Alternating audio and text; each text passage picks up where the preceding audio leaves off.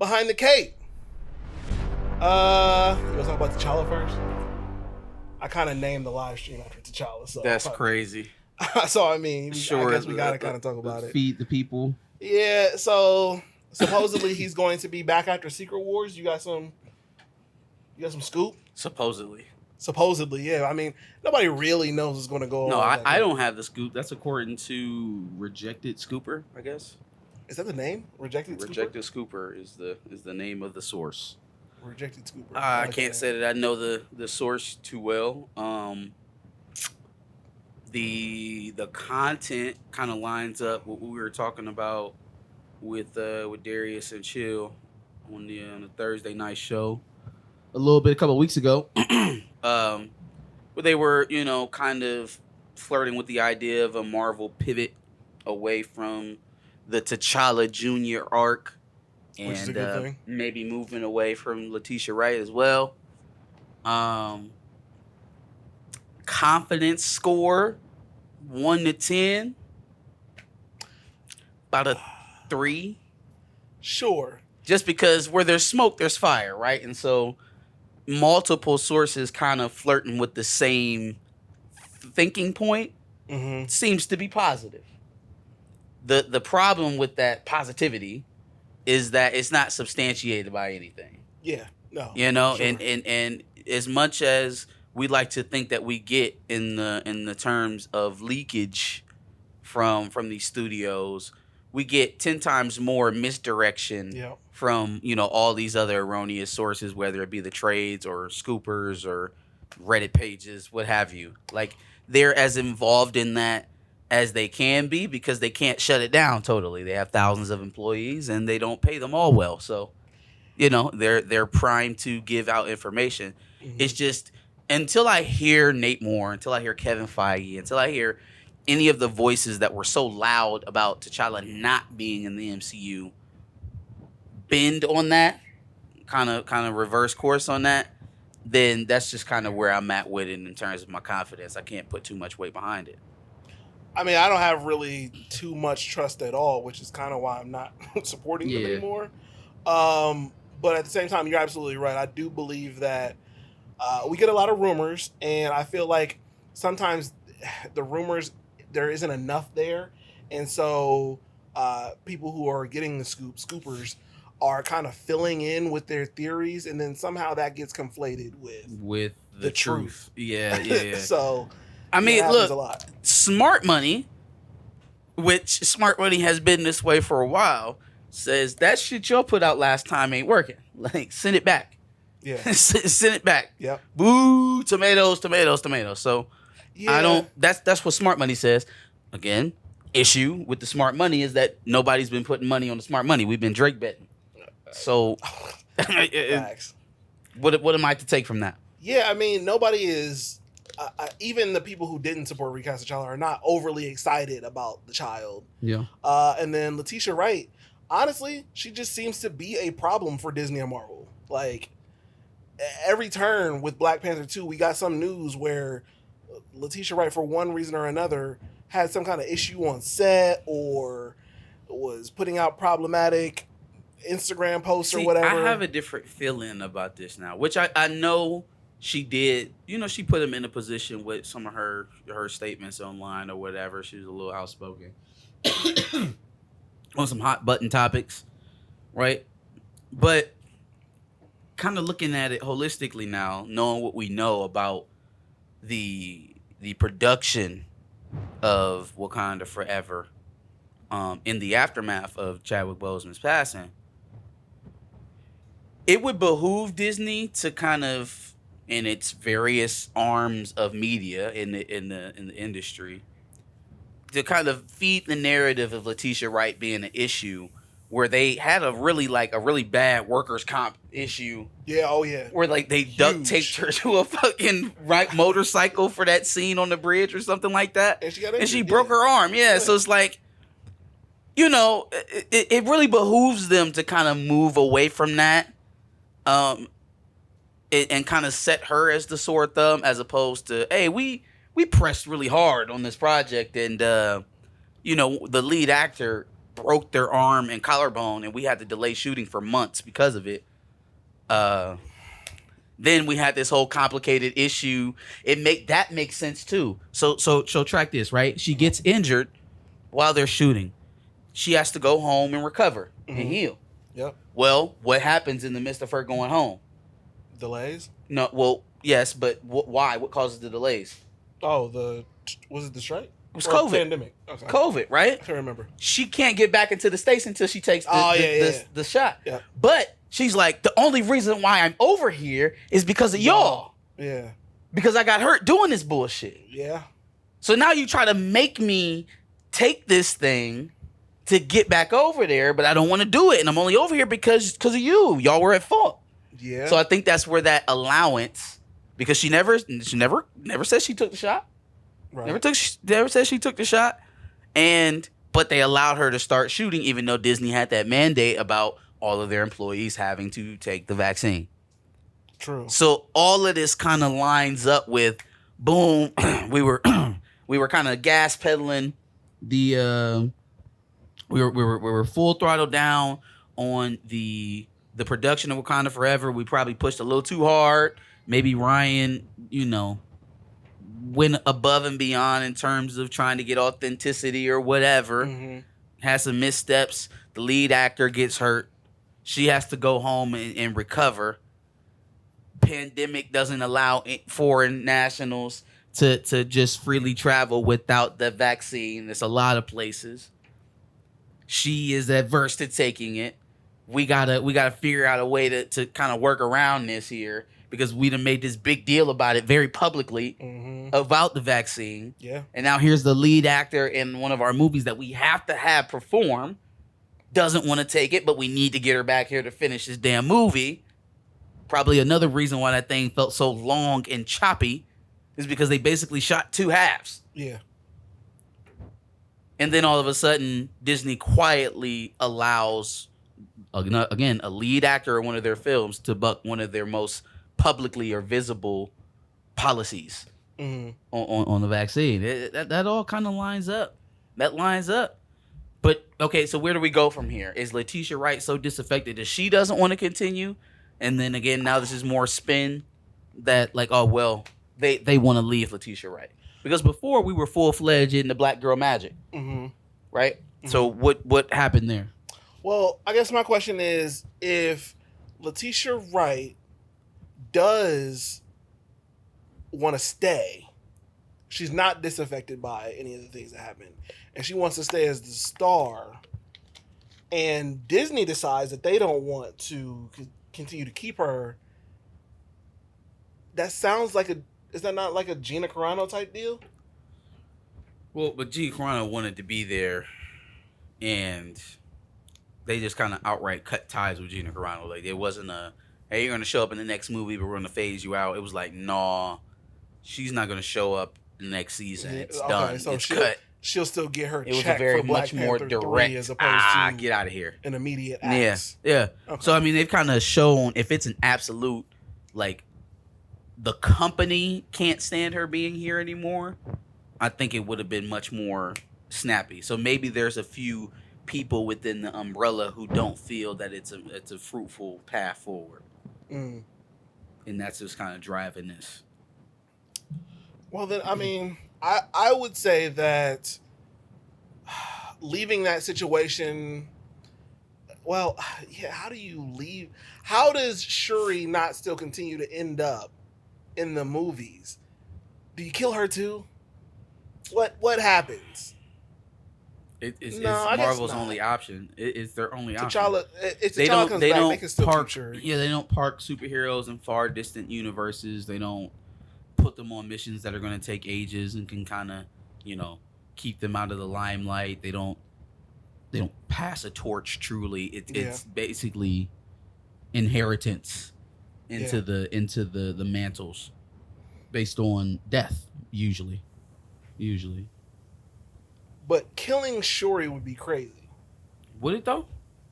You'd literally kill off the entire royal. No, I mean, it wouldn't be crazy based off the precedents. She's the last one left. She is the last one left. Based off of the precedents you set, no, it wouldn't. It wouldn't be crazy at all. you killed the entire royal family is nuts. Ryan Coogler's Marvel legacy in my eyes. That's crazy. I mean, that's crazy legacy. What else could it be? I mean, that is what it is, but that's crazy. That is insane. But if I mean, they put it on themselves. They kind of back themselves. Yeah, I mean, it just is what it is. It's there. It's bare to witness. You could interpret it any kind of way you want to, but end of the day, it just kind of is what it is. Yeah. Yikes. Big yikes. All right, I guess we just got to get into it. The Terminator is a Matrix prequel. According to Sophie Stewart. I don't like it. According to Sophie Stewart. I don't like it. Terminator is the prequels to the beginning of The Matrix. Sarah Connor is actually Neo's mother. So JC, John Connor's Jesus Christ, grows up to be Neo, one and the same in The Matrix. The Matrix is in the future. The Terminator is the past. It's time travel, past, present, and future time travel. It's the second coming of the Christ, the evolutions of consciousness, man versus the machine. So the machines, the Terminator machines, hear that a child is going to be born that's going to terminate them in the future when they oppress man. See, it's a man versus the machine. It's God's children versus man's children, which was technology. Yes, y'all heard Sophie Stewart, right? And it's one of them things where it's like, I guess it lines up kind of perfectly that way she broke it down, and I never viewed it that way because I guess just nobody ever said it. Disney has a lot of those where it's like hidden connections between movies. Yeah, they're like, all in the same. They're universe. all in the same, and even some stories are directly tied to each other. Like I think they said Hercules and Encanto are somehow tied together. Oh, and like Moana and Moana 2. Yup. Yup. Exactly like that. Yep. So shout out to my boy John Connor, aka Neo, aka Jesus Christ.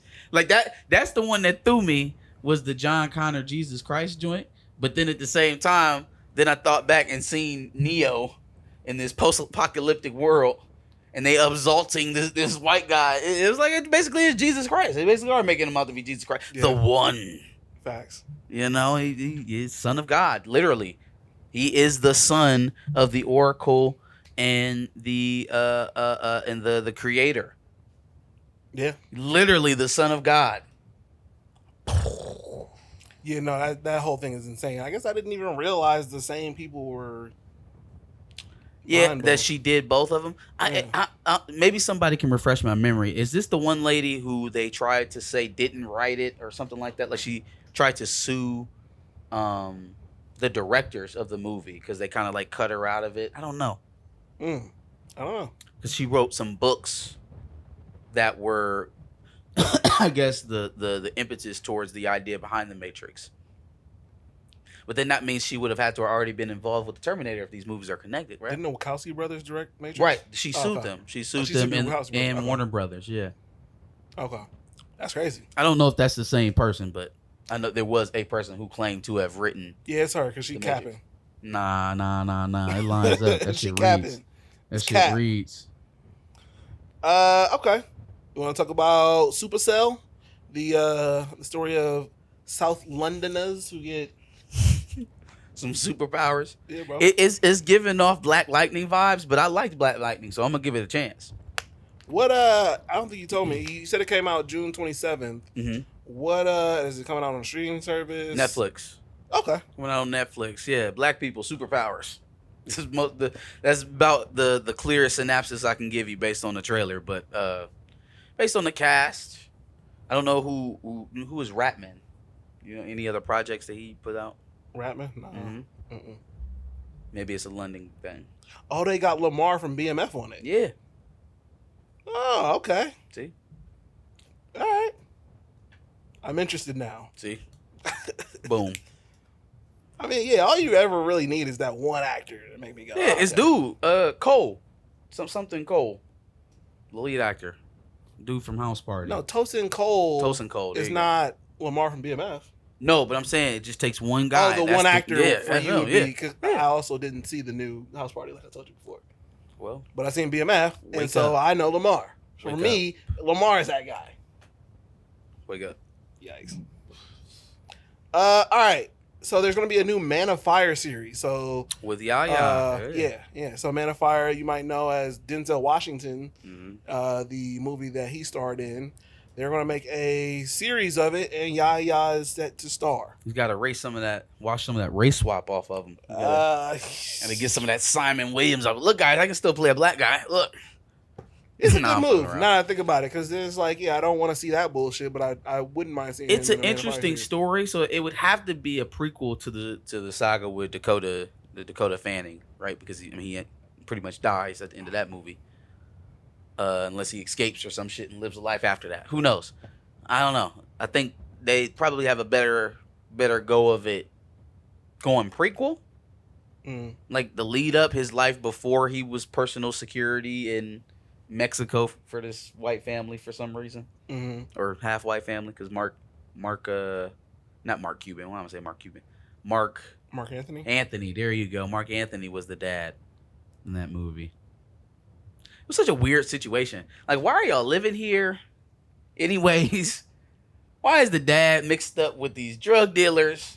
I forgot to get out of his debt. Was in that one. It was just really weird. Mickey Rourke was your lawyer. Yep. Everything was just topsy-turvy. Nothing made sense from the jump. Damn, I Shout out haven't to seen Denzel. this in a minute. I gotta watch this again. Very interesting premise, like a 8-part series, probably on another escape or what are we talking about? Kidnapping saga. Yeah, her name was Lupita. Lupita. That's crazy. I forgot The all whitest about that. Lupita you have ever seen in Dakota your Fanning life. is not a Lupita. Lupita. No. And her mother was like Southern white, like a Southern belle. Yep. What happened to my daughter? You tell me right now, Mark Anthony. Yikes. You brought me down here to this Latin country, and you got my daughter kidnapped. I haven't seen this movie in a minute. I'm about to go. I'm definitely. There was so much going on in that movie. Like, why are y'all here? There was. When was the last time I seen Training Day? Probably longer than Man on Fire. Sure. No, I've seen Training Day more recent than Man on Fire. Really? Yeah. No. Man on Fire has probably been a decade at least. Oh no, I see that movie all the time. For me. But Training Day, I see probably every 3 years. It comes on TV. I'm just like, all right. Anyway. Okay. All right. That's pretty much everything besides all the Blade news we have, unfortunately. The bad Blade news we continue to keep getting. So apparently, Darius from Planet Fanatics has more info from his Marvel scoop. Is he ever going to give that person to us too? Like, we don't get no scoop? Mm-hmm. Okay. All right. Work on it. Bad. Got a strong arm. Got to put him in the headlock first. Yeah, you gonna put him in a headlock for it? You can't just give him a call and be like, "Hey, man." No. You can't be nice. We Suge Knighting this thing. Yo, that's crazy. You tired of your scoopers hoarding all the sources, releasing them on Twitter, waiting until Thursday night to drop a bomb. Come to the back of the bus. Why did you say hoarding it like Black Youngster? Hoarding. Whore.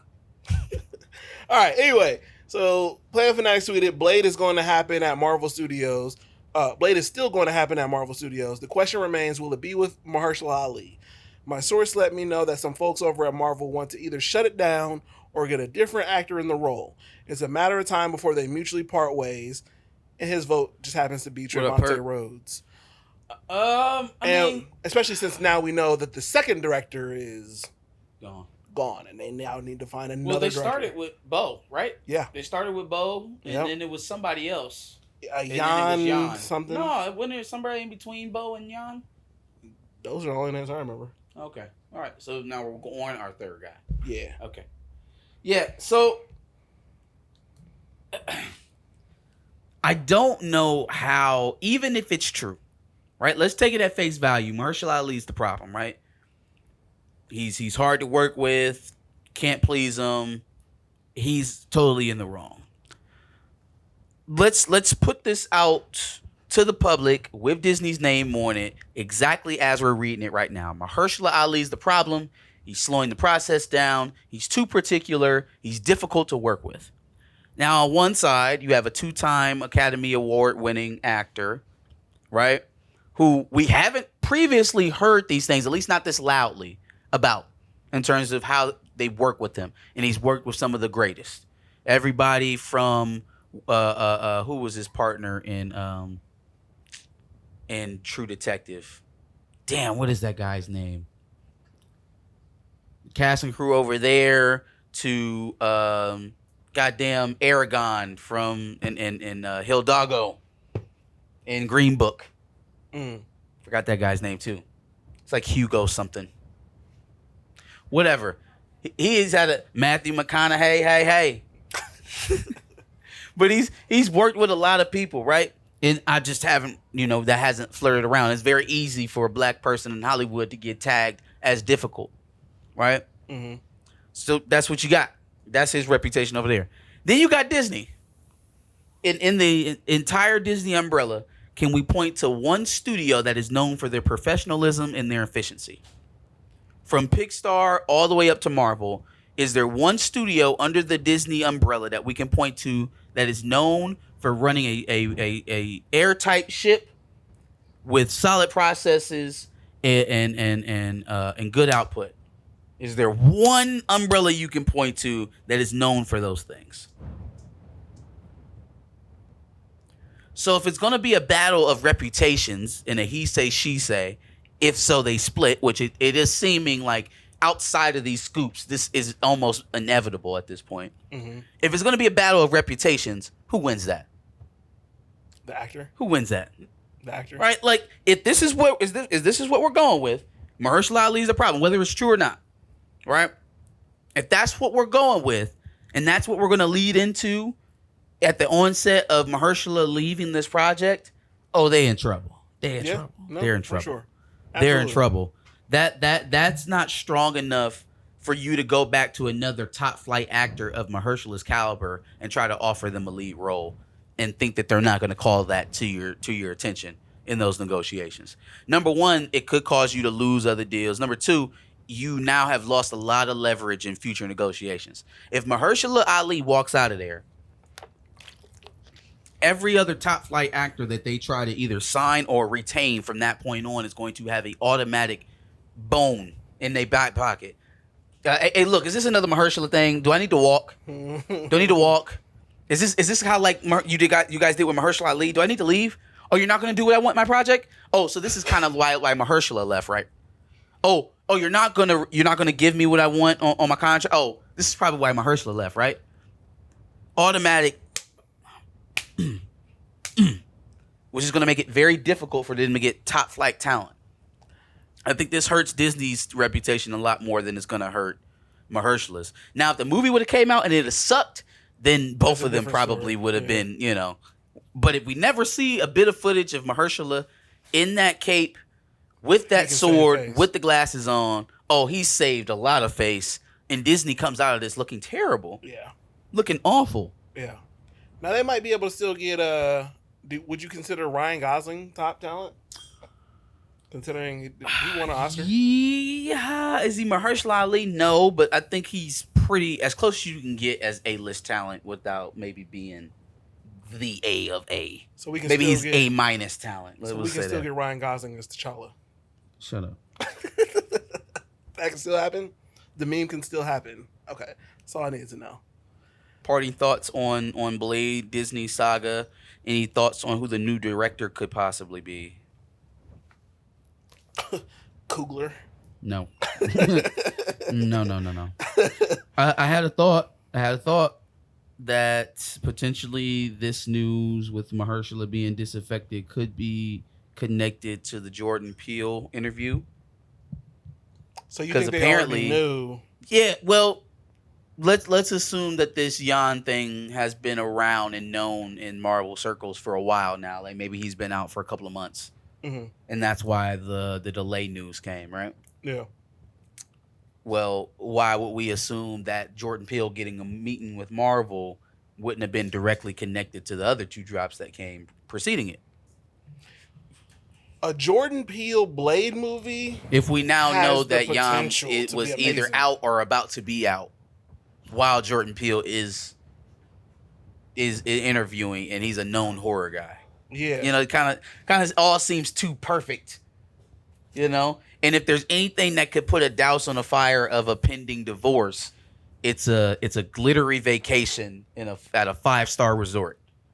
Jordan Peele is that 5-star resort. Yeah. Oh yeah. Now, does that cure all? Does Jordan Peele come in and just save the day? I mean, that's it's tall order if what we're hearing is what's actually going on. Because now he has to mend relationships. He has to instill confidence back in Mahershala. And he also has to give a story that is cookie cutter enough that Marvel's not going to tear it apart or outright deny it, but then also be who he is and make a good product. Yeah. Because being the third fire director is a lot worse than being the second. And knowing how Marvel likes to treat directors and their creative control over the project, does Jordan Peele go for that? No, he doesn't. And that's why I'm saying Jordan Peele is not a cure-all, even if he is the answer to everything that's going on right now at Blade, because he could still be out just like Jan's out.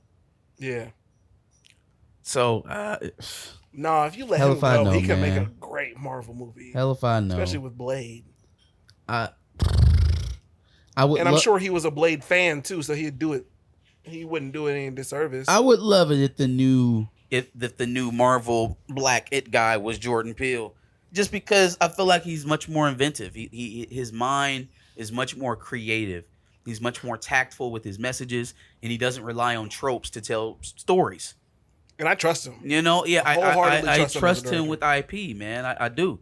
I don't have that same confidence in other folks. Agreed. Other folks.